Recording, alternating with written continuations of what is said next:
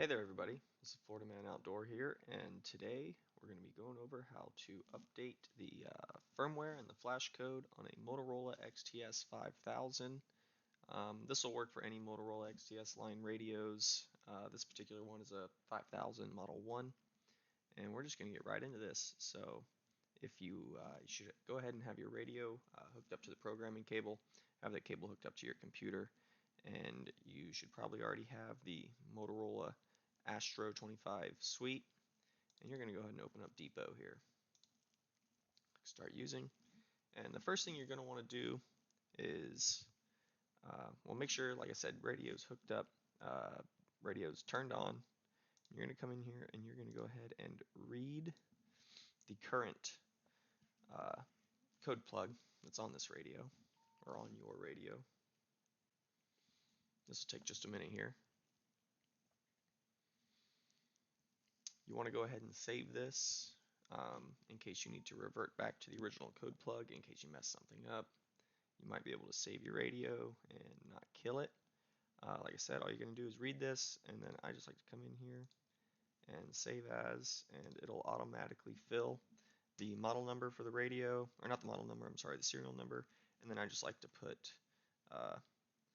original code plug, CP, and save this. And you can go ahead and close out of this because we don't need it anymore. Next, you're going to come in, you're going to go to Tools, and this will be the firmware update. The firmware on this radio isn't too old. Some of the other radios I've got have had much older firmware, but we're going to go ahead and come in and go to Flashport Upgrade Radio. And before I forget to tell you, we have to, this is a Model 1, which I haven't done this on before. I've done Model 3s and Model 2s, but it should be the same to put the radio into bootloading mode so it'll accept the new firmware.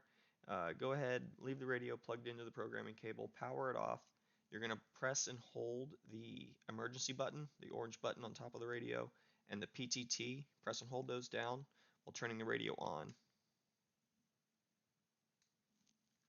And usually on a Model 2 or a Model 3 that has the screen, it would turn on in bootloading mode. I'm going to assume that on the Model 1 it did because it didn't make the power on tone, but we'll know in just a second. So like I said, we're going to go to Flashport Upgrade Radio, and right here you're going to choose your firmware file. You can find this file online if you do some digging around. You can message me, and I could probably get you a copy of it or point you in the direction of a copy of this file. Make sure that's selected. You would go in here, browse, find the file wherever it's stored in your computer. Make sure you have the correct COM port selected for where your radio is plugged in, and press OK.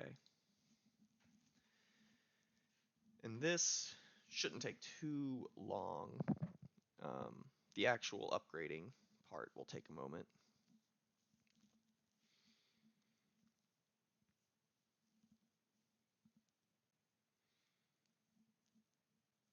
Awesome.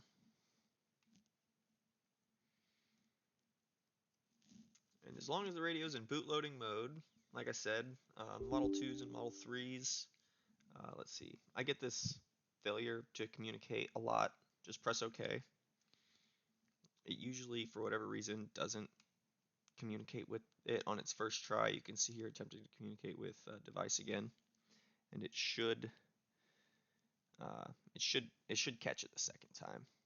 And as you can see here, a flash port upgrade can take several minutes. In my experience, it usually takes at least 5 minutes. Awesome. It says flashing radio, and the lights on my programming cable. I picked up one of the BlueMax 49er programming cables. It has the red and the green light on it that flash to let you know when information is being sent to and received from the radio. And now's the long part, so I'll go ahead and see you guys in a couple minutes. Okay, everybody, that took I don't know, that was 5 minutes or something like that. And I always get this error. I don't know why I always get this error. I always get to block 6 on the flash port upgrade though, and that's all you need to get. Like I said, this is the first time I've done it on a Model 1. Usually, on a Model 2 or a Model 3 radio, you have the LCD screen, and while you're doing the flash port upgrade or the firmware upgrade, it shows a special screen, the bootloading screen. It shows the process and how many bits are being loaded. Um, so obviously on a Model 1, you don't get to see all that, but I'm just going to press OK here. And this right here is going to pop up. And this is what you're looking for, is that your host, your DSP, and the PSDT have been upgraded. If all those show, the host mainly, the host is your firmware. So that's all been upgraded. We're going to go ahead and press close here.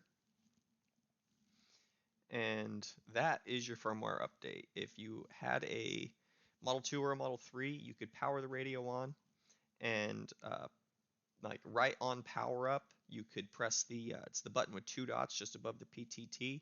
I think you press that rapidly like 5 times, and it'll put the radio into service mode, and the first thing that it'll show is the host version, which is your firmware version, and it should be upgraded to the version that you picked to load onto the radio. So now we're going to get into updating the firmware. I'm sorry, not the firmware. Now we're going to do the flash port or code plug upgrade. I'm sorry, I'm speaking all kinds of wrong right now. We're going to do the flash code upgrade, which is your code plug, essentially. And we're going to come in here and we're going to create code plug. We're still in Depot, so you're going to go to Depot, create code plug. And the first thing you got to do is pick a model number here. Don't try and look through this forever long field of alphanumeric model numbers. Just come into here, and it actually got pretty close.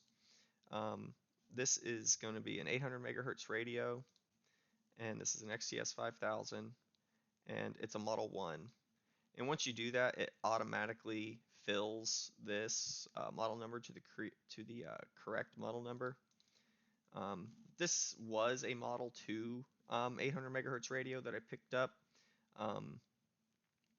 that I stole its housing, and I had a VHF Model 1, and I wanted that VHF radio to have a screen and directional buttons, so I picked up this Model 2 in 800 megahertz for like, I think it was like $80, and I basically just used that to rehouse. And this housing was in really good condition, so I used it to rehouse one of my VHF Model 1s. And I still want this radio to work and function if I don't end up using it for parts before then. But in the meantime, I want this to work. I might mess around with some 800 megahertz stuff. And so I also have to change the model number in this code plug. Like I said, this was a Model 2. The radio still thinks it's a Model 2, but it's not. So I have put it in a Model 1 housing. And right here, you can change this serial number to whatever you want. You have to have 3 numbers, 3 letters, and then 4 numbers of whatever you want. But I just always put the actual model number that's on the radio back in. So I'm gonna go ahead and type that in real quick.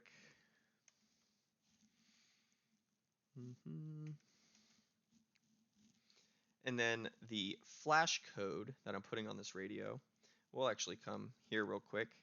This is, I believe you say it is Acardum, maybe it's Acardum .net, which is a flash code encoder and decoder. And I've went ahead, gone in here, and I've selected Motorola XTS 5000. You click select platform, and it'll bring up this nice table of all of the available features for these radios. Obviously, some of these features are model dependent.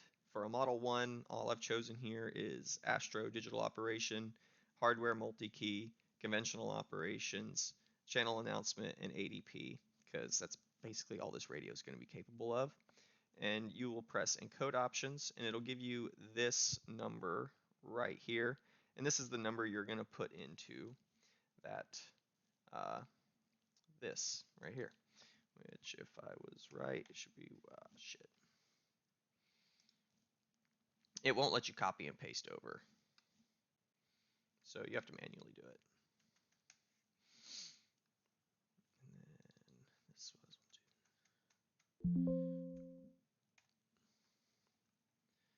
Is that what it was? Yep. Okay. Perfect. So once you got that filled, all of this other information is correct. Um, do not go in here and try to change the band of operation of your radio. Don't even accidentally click on the incorrect band of operation. You'll most likely brick your radio and you won't get it back. So make sure you've done all that. Oh, why did it delete this?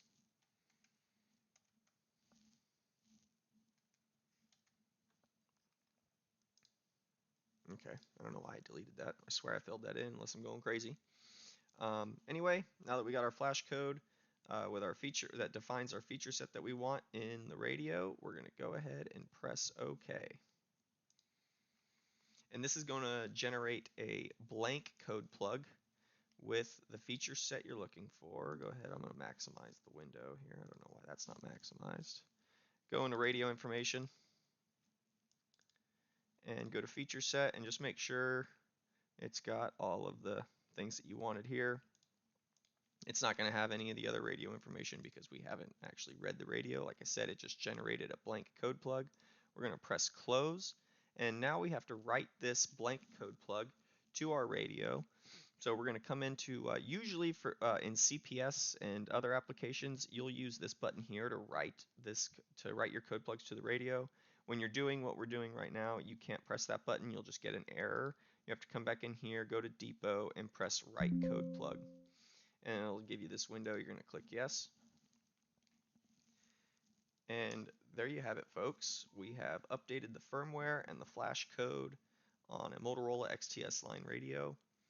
I hope this helped a bunch of people.